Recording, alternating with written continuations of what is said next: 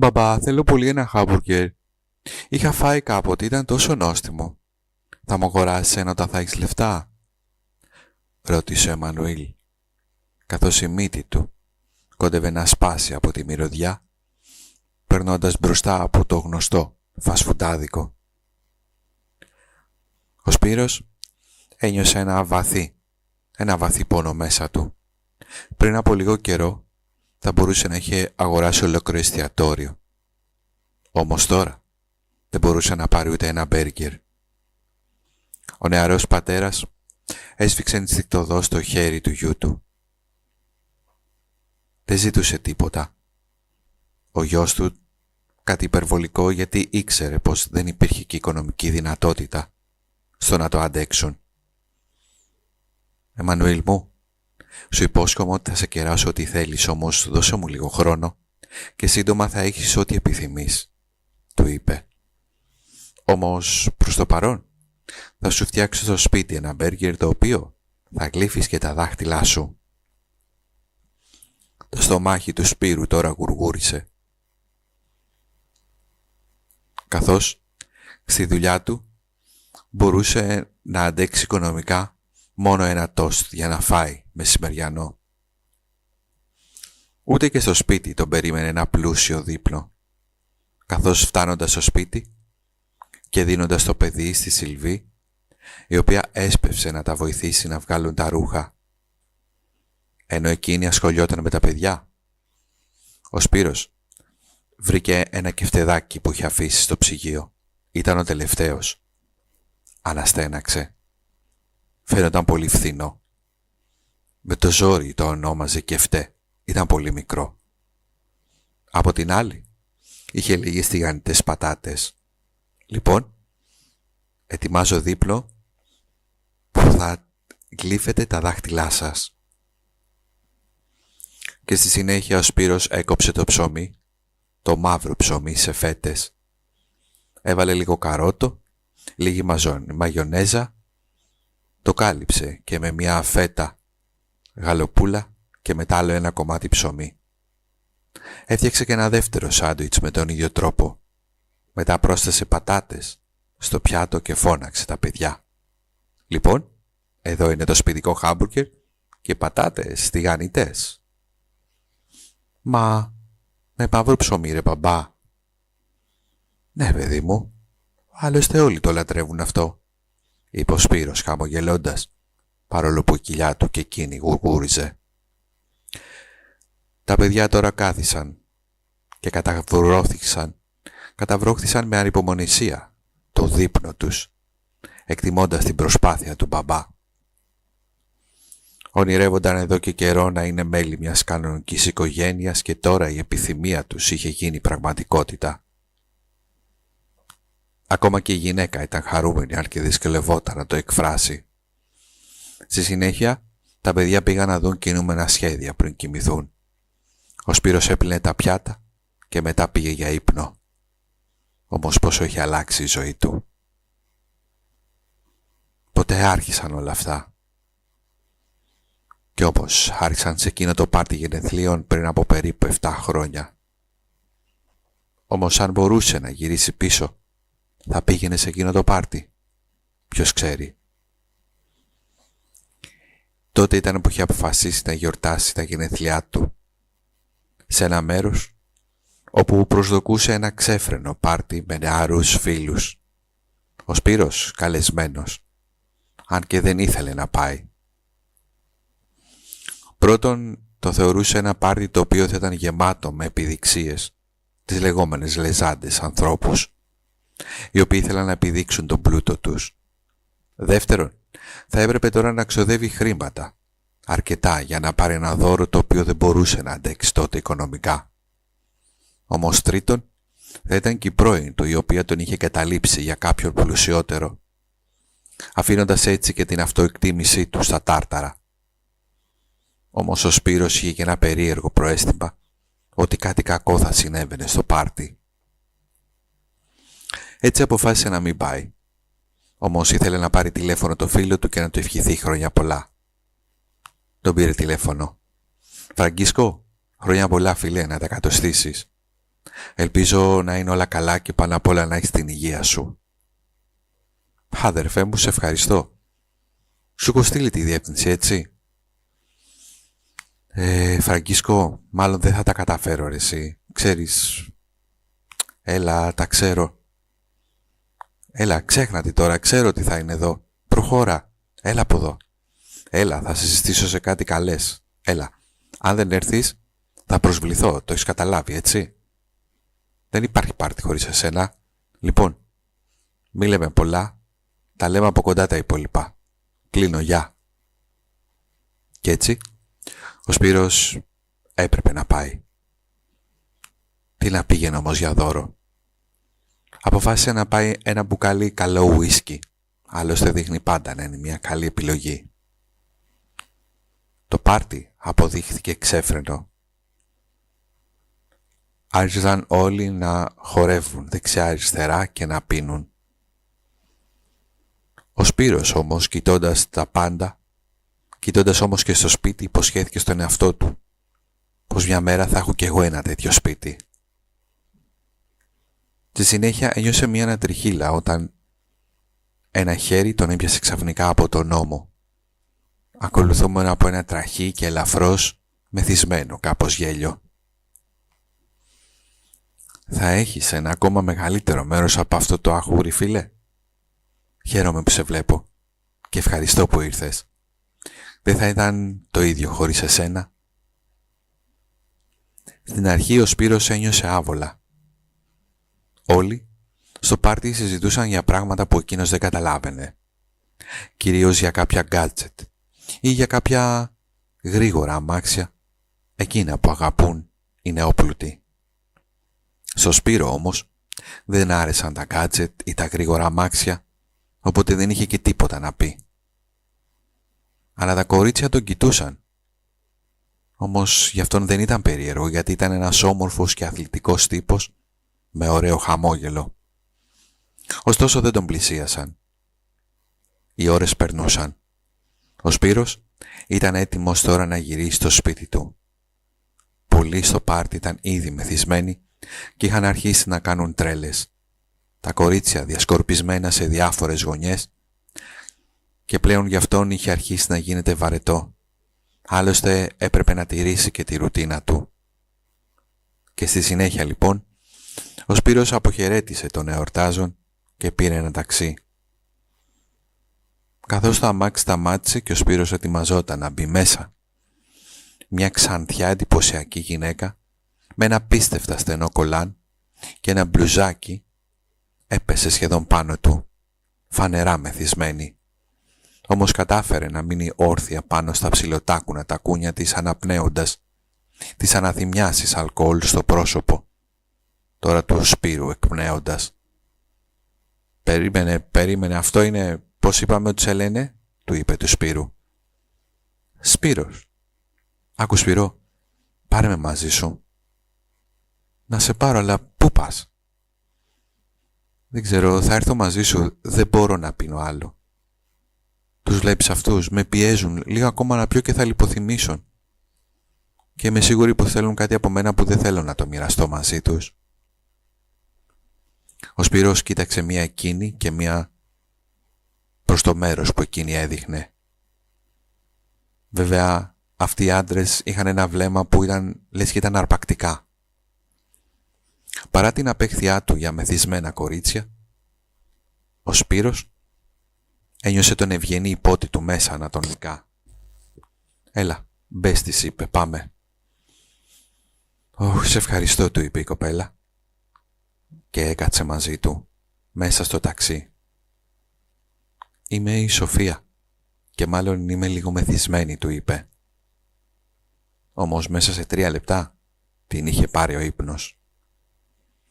Δεδομένου ότι η κοπέλα κοιμόταν βαθιά, όμως ροχάλιζε, το να την ξυπνήσει για να τη ρωτήσει τη διεύθυνσή της το θεωρούσε αδύνατο, και έτσι αποφάσισε να την πάει στο σπίτι του.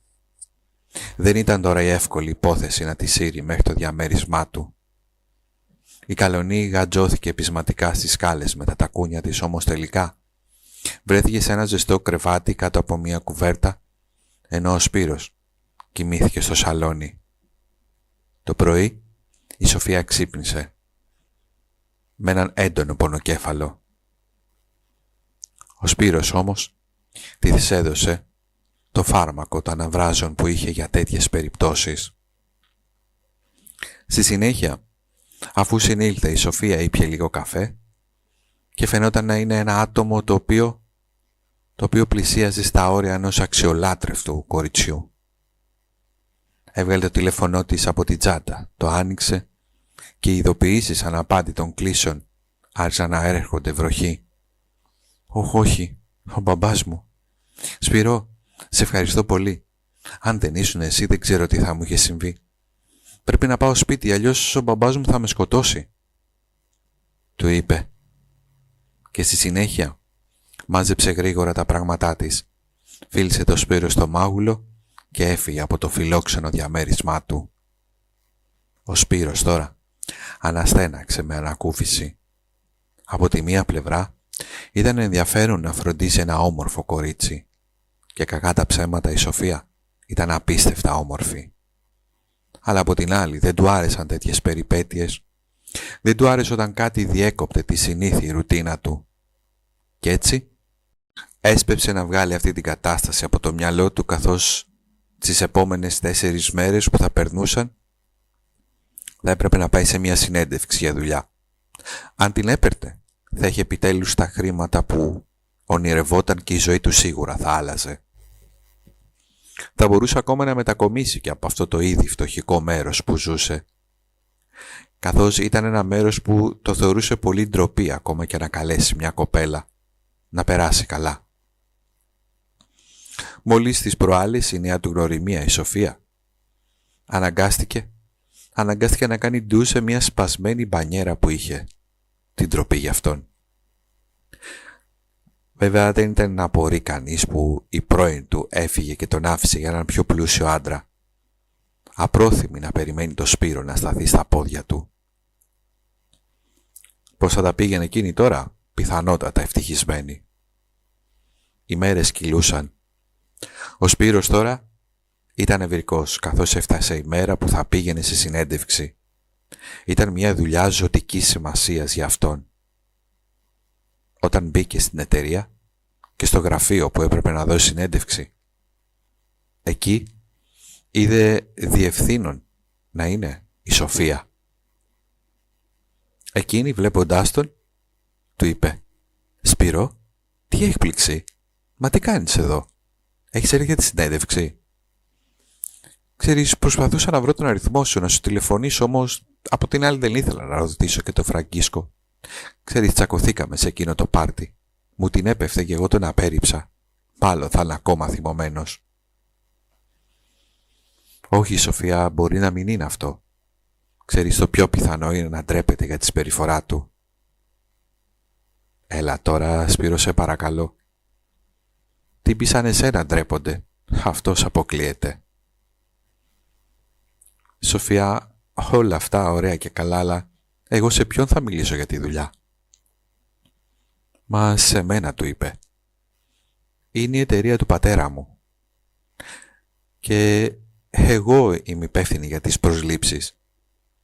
Ξέρεις, εργάζομαι εδώ παράλληλα με τις σπουδές μου. Ξέρω τα πάντα. Μην νομίζεις ότι είμαι απλά το κορίτσι του μπαμπά που πληρώνεται για το τίποτα. Αγαπώ τη δουλειά μου και είμαι καλή σε αυτήν. Άλλωστε, ξεκίνησα από πολύ χαμηλά. Ο πατέρας μου πιστεύει στην ειλικρίνεια αλλά και την επαγγελματική εξέλιξη. Έλα, κάθισε τώρα». Και ο Σπύρος κάθισε κάπως διστακτικά. Η Σοφία του έδωσε μερικά έντυπα. Ήταν και κάποια ψυχολογικά τεστ τα οποία προσπάθησε να τον βοηθήσει μερικές φορές, όμως ο Σπύρος ήταν πολύ περήφανος και αρνήθηκε.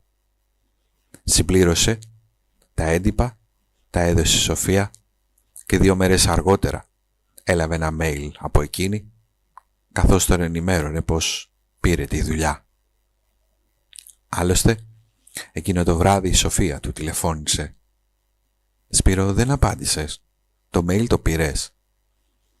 «Μου λένε ότι είσαι έξυπνος τύπος με αντισυμβατικές λύσεις σύμφωνα με το τεστ. Όμως δεν θες να το γιορτάσουμε?» Έλα, στο γιορτάσουμε, δεν θέλω δικαιολογίες. Παρά τη σεμνή του, επαρχιακή του ανατροφή, δέχτηκε και εκείνο το βράδυ, χωρίς να καταλάβει πώς, βρέθηκε να φυλά τη Σοφία, μια πλούσια κοπέλα. Νόμιζε ότι ήταν απλώς μια περιπέτεια για αυτήν. Ο συγκεκριμένος όμως εκείνη έδειχνε να το βλέπει σοβαρά. Και όντως, 3 μήνες μετά πήγαν στο δημαρχείο, στο ληξιαρχείο, για να παντρευτούν. «Γιατί διάλεξες εμένα? Θα πρέπει να είσαι με κάποιον άλλον, όχι με μένα», είπε η Σοφία.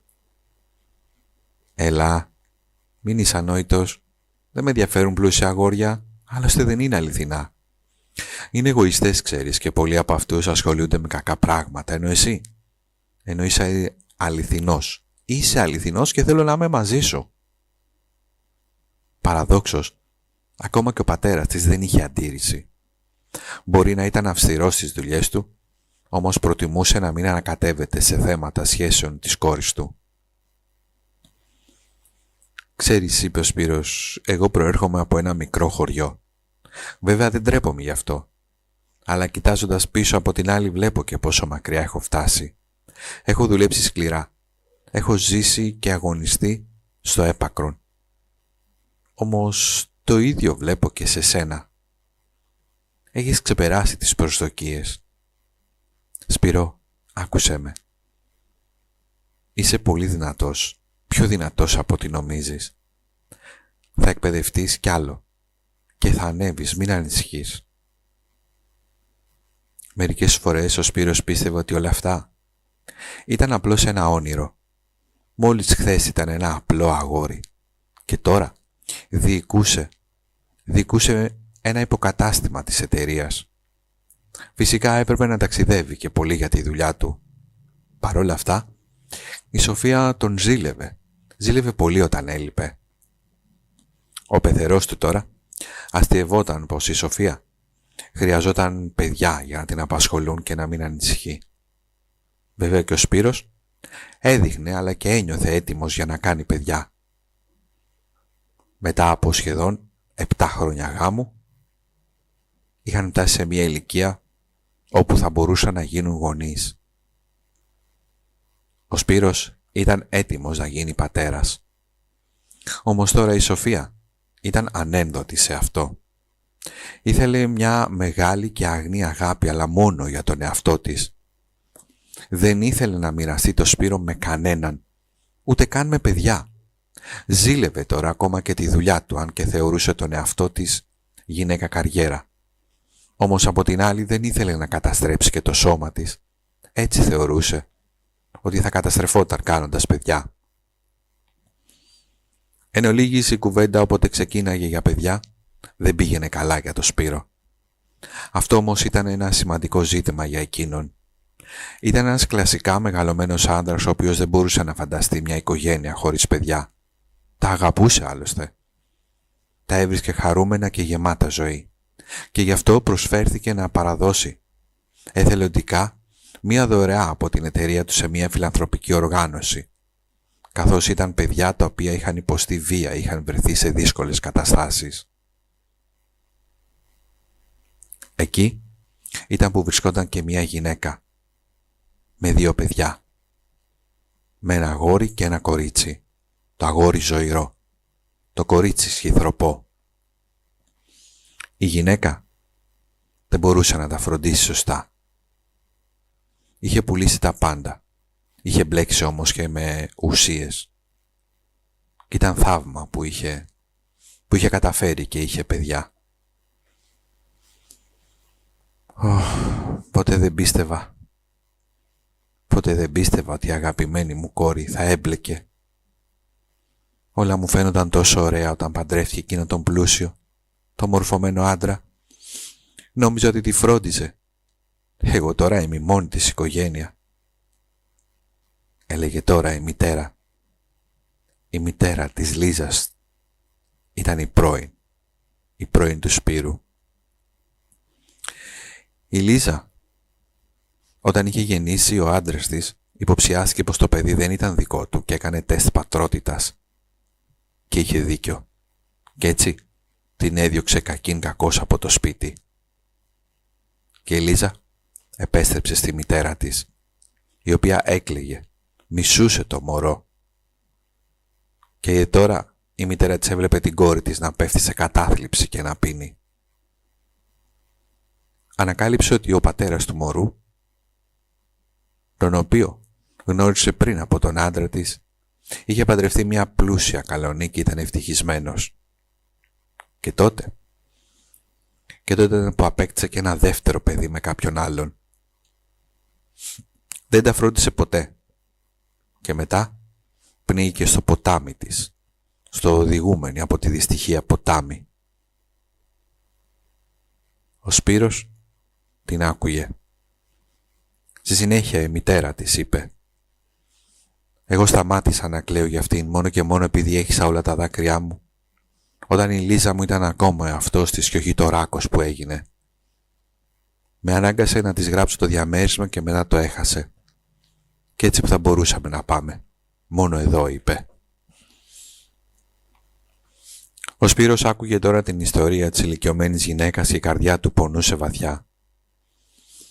Ενώ οι ηλικιωμένοι του διηγούνταν την ιστορία, έβγαλε μια φωτογραφία της εγγονής της από τις πιο έτσι καλές εποχές που ζούσε με τον εγγονό της. Από την άλλη έδειξε την κόρη της και αυτή ήταν η Ελίζα που χαμογελούσε. Ο Σπύρος μόλις είδε τη φωτογραφία πάγωσε. Δεν μπορούσε να κοιμηθεί για μέρες. Όταν μια μέρα αποφάσισε να επιστρέψει, αποκάλυψε τα πάντα στην ηλικιωμένη γυναίκα, λέγοντας πως η Ελίζα ήταν πρώην του. Η ηλικιωμένη έκλαιγε. Από την άλλη, ο Εμμανουήλ, ο γιος της Ελίζας, έδειχνε στο Σπύρο να έχει βρει έναν πατέρα που του είχε λείψει. Ο Σπύρος τον αγαπούσε σαν να ήταν δικό του παιδί. Πήρε μια απόφαση να βρει και να νοικιάσει ένα διαμέρισμα, το οποίο θα παρήχε όλες τις ανέσεις στην ηλικιωμένη αλλά και στα παιδιά. Κι έτσι τους επισκέπτονταν τακτικά. Μία μέρα, επιστρέφοντας στο σπίτι του αφού είχε επισκεφθεί τα παιδιά και τους είχε πάει ψώνια, βρήκε εξαγριωμένη τη Σοφία να τον περιμένει έξω από το σπίτι. «Μα πού στο καλό είσαι? Τι κάνεις? Τι νομίζω ότι δεν θα μπορέσω να σε εντοπίσω? Νομίζω ότι δεν μπορώ να αντιμετωπίσω εσένα και την ερωμένη σου? Σοφία, σε παρακαλώ μην είσαι ανόητη. Δεν υπάρχει ερωμένη. Με έχεις φέρει στα όρια μου». Ο Σπύρος τώρα την κοιτούσε και στη συνέχεια κάθισαν και μίλησαν. Η Σοφία όμως απέτησε να τον πάει σε εκείνο το σπίτι που εκείνος πάντα πήγαινε. Ήθελε να έρθει πρόσωπο με πρόσωπο με την ερωμένη και τα παιδιά. Ο Σπύρος τώρα ένιωσε ότι δεν μπορούσε να διαφωνήσει. Έτσι την πήρε και πήγαν στο διαμέρισμα. «Σπύρο, γύρισες, ξέχασες κάτι?» Και η Σοφία πάγωσε καθώς την είδε. «Μα τι κάνεις με αυτή την ηλικιωμένη ρε σατράπη?» «Σοφία, τι είναι αυτά που λες? Δεν είναι αυτό που νομίζεις. Άσε μου να σου εξηγήσω. Αυτός είναι ο Εμμανουήλ και αυτή είναι η Μαρία, η αδελφή του. Έχεις και παιδιά ρε? Τα κάνεις με αυτήν? Εσένα σε θεωρούσα τίμιο, ειλικρινή, αξιοπρεπή. Πώς μπόρεσες ρε? Ρε είσαι ζυγκολό. Σοφία, τι είναι αυτά που λες? Τέρμα με τα βρώμικα μυστικά σου. Δεν θέλω να έχω καμία σχέση μαζί σου». Και η Σοφία έβγαλε τη βέρα και την πέταξε στο πάτωμα και έφυγε από το διαμέρισμα αλλά και από τη ζωή του. Και την ίδια κιόλας μέρα οι λογαριασμοί του Σπύρου μπλοκαρίστηκαν. Δεν του επετράπη να μπει στο διαμέρισμα, να πάρει τα πράγματά του γιατί η Σοφία είχε αλλάξει κλειδαριές. Εκείνος τώρα έμεινε χωρίς δουλειά και λεφτά, αλλά και με 2 παιδιά και μια άρρωστη ηλικιωμένη γυναίκα. Λόγω της ειλικρίνειάς του δεν είχε αποταμιεύσει καθόλου χρήματα. Θα μπορούσε κάλλιστα να είχε κρύψει λεφτά από τη γυναίκα του, όμως δεν ήταν αυτός ο Σπύρος. Κι έτσι, ο Σπύρος και σε εισαγωγικά η νέα του οικογένεια πήγαν σε ένα φθηνότερο διαμέρισμα. Δεν μπόρεσε να βρει εύκολα δουλειά. Λεφτά δεν είχε και τα παιδιά θα έπρεπε να τρώνε. Ο Σπύρος με τον καιρό άρχισε να χάνει βάρος. Έδειχνε όλο ένα και πιο καταβεβλημένος. Η πτώση του ήταν οδυνηρή. Βέβαια για αυτόν το κυριότερο είναι ότι είχε 2 παιδιά, τα οποία μπορεί να μην ήταν δικά του. Όμως ακούγοντας την ηλικιωμένη γυναίκα να μιλά πως ήταν παιδιά της πρώην του, τα αγαπούσε σαν να είναι δικιά του οικογένεια. Τα φρόντιζε σαν να είναι δικά του παιδιά. Και παρόλο που μερικές φορές τα παιδιά ήταν δύσκολα, δύστροπα, η αγάπη που τους παρήχε ήταν αρκετή και για τα 2. Φαινόντουσαν ευτυχισμένα καθώς είχαν μάθει την ιστορία πως ήταν πρώην της μητέρας τους και σε αυτόν έβλεπαν μια πατρική φιγούρα. Στη συνέχεια κάποιες στιγμές έπαιζε με τον Εμμανουήλ ο Σπύρος και ξεχνούσε κάπως την έλλειψη χρημάτων. Όμως ένα βράδυ χτύπησε το τηλέφωνό του. Ήταν η Σοφία. «Σπύρο, γεια. Ξέρω, έχουμε κάνει και 2 λάθη. Όμως νιώθω έτοιμη να μιλήσουμε. Νιώθω έτοιμη να ξεχάσω τα πάντα και να σε συγχωρήσω. Γύρνα σπίτι». Ο Σπύρος τώρα ανατρίχιασε. Του έλειπε το σπίτι του. Του έλειπε και η γυναίκα του. Την αγαπούσε τη Σοφία. Ήταν βαθιά δεμένος μαζί της. «Σοφία, σε ευχαριστώ για το τηλεφώνημα.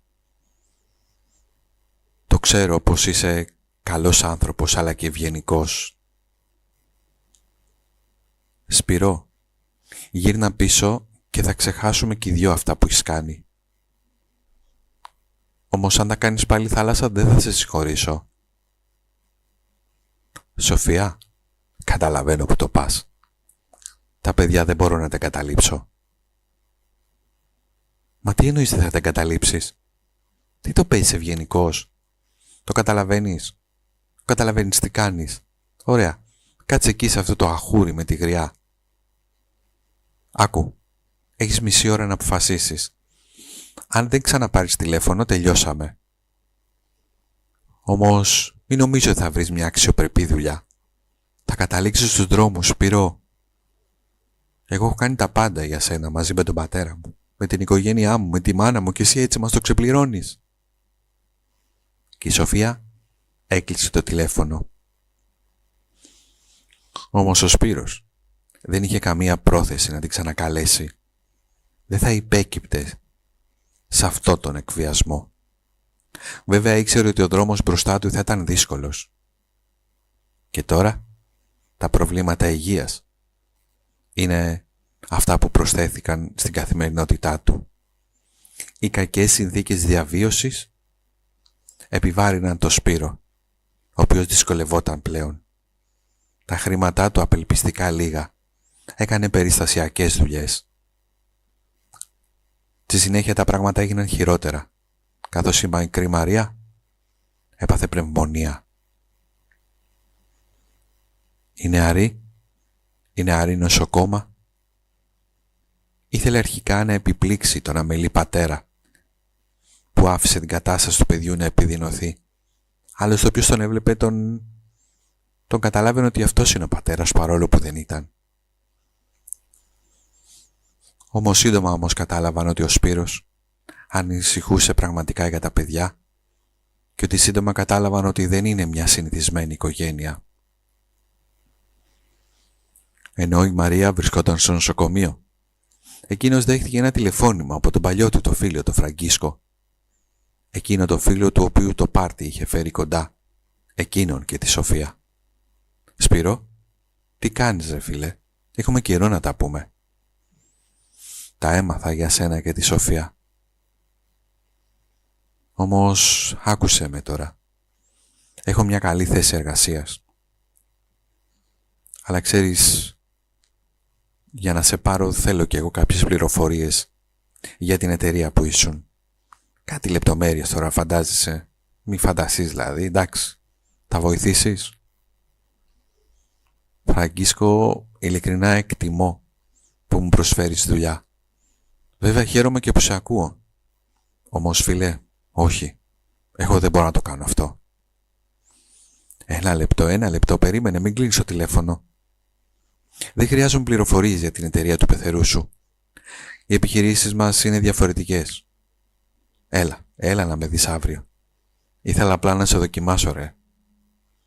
Χρειαζόμαστε ανθρώπους σαν εσένα. Σε περιμένω αύριο, τα λέμε. Γεια. Και για ακόμα μία φορά, ο Σπύρος ένιωσε λες και ονειρευόταν. Μόλις χθες δεν είχε τίποτα και την επόμενη μέρα θα μπορούσε να έχει μια σπουδαία δουλειά. Όταν ξημέρωσε η επόμενη μέρα, εκείνος πήγε. Ο Φραγκίσκος, χωρίς δεύτερη κουβέντα, τον προσέλαβε. Όμως του έδωσε και μια γενναιόδορη προκαταβολή. «Σπύρο, χρειαζόμαστε ανθρώπους σαν εσένα με εμπειρία, χαρακτήρα και ακεραιότητα, φίλε. Σε ευχαριστώ». Ο Σπύρος, χαρούμενος τώρα, έβλεπε από την άλλη και την κατάσταση της Μαρίας να βελτιώνεται σχεδόν μέρα με τη μέρα. Μέσα σε όλα αυτά υπήρχε και η Ράνια. Ήταν η νοσοκόμα που ήταν στο τμήμα που ήταν η Μαρία. Καθώς εκείνη ανάρωνε, ο Σπύρος είχε έρθει πιο κοντά με τη Ράνια. «Ρανιά, τι λες, θες να πιούμε ένα καφέ κάτω εδώ, μόλις τελειώσεις?» της είπε. Εκείνη κοκκίνησε. «Μα υποτίθεται ότι δεν πρέπει να βγαίνω με κάποιο πατέρα ασθενή, αλλά τέλος πάντων, νόμιζα ότι δεν θα με ρωτούσες και ποτέ από την άλλη. Αλλά παρόλα αυτά θα ήθελα να βρεθούμε». «Εντάξει», της είπε, «θα περιμένω». Και κάπως έτσι οι μέρες περνούσαν και η Μαρία συνήλθε. Η οικονομική κατάσταση του Σπύρου βελτιώθηκε και γενικά η ζωή του άρχισε να βελτιώνεται. Μήκε σε ένα μεγαλύτερο διαμέρισμα μαζί με την ηλικιωμένη γυναίκα. Πλέον εκείνη είχε την απαραίτητη φαρμακευτική αγωγή καθώς μεγάλωνε. Τα παιδιά έδειχναν να είναι πιο ευτυχισμένα αλλά και υγιή. Η Μαρία ήταν πλέον πολύ ομιλητική, πολύ μακριά από το σιωπηλό κορίτσι που ήταν κάποτε. Αυτές οι αλλαγές δεν οφείλονταν στα χρήματα, γιατί τα παιδιά είχαν τώρα μία νέα στοργική μητέρα, καθώς ο Σπύρος είχε έρθει τόσο κοντά με τη Ράνια, την οποία έφτασε και να την παντρευτεί. 3 χρόνια μετά, το ζευγάρι καλωσόρισε ένα παιδί. Πανευτυχής ο Σπύρος έβλεπε τώρα η οικογένειά του να μεγαλώνει, που παρόλο τα 2 παιδιά της Λίζας δεν ήταν δικά του, τα ένιωθε σαν δικά του. Κι έτσι τα χρόνια κυλούσαν. Χρόνια αργότερα οι δρόμοι του με το Φραγκίσκο χωρίστηκαν, καθώς εκείνος πήρε την απόφαση να ξεκινήσει τη δικιά του επιχείρηση. Ο Φραγκίσκος δεν στεναχωρήθηκε. Χάρηκε για το φίλο του, που τον είδε να ανοίγει τα φτερά του. Άλλωστε άνθρωποι σαν το Σπύρο είναι δύσκολο η σημερινή κοινωνία να βρεθούν. Τι λέτε φίλε μου, είναι έτσι? Πολλές φορές μέσα στους ανθρώπους που μπορεί να γνωρίσουμε ψάχνουμε το διαφορετικό. Ψάχνουμε εκείνον τον άνθρωπο που δεν θα πουληθεί για χρήματα. Ψάχνουμε εκείνον τον άνθρωπο που θα έχει πραγματική χρυσή καρδιά. Σας έχει τύχει ποτέ να βρείτε κάποιον τέτοιον?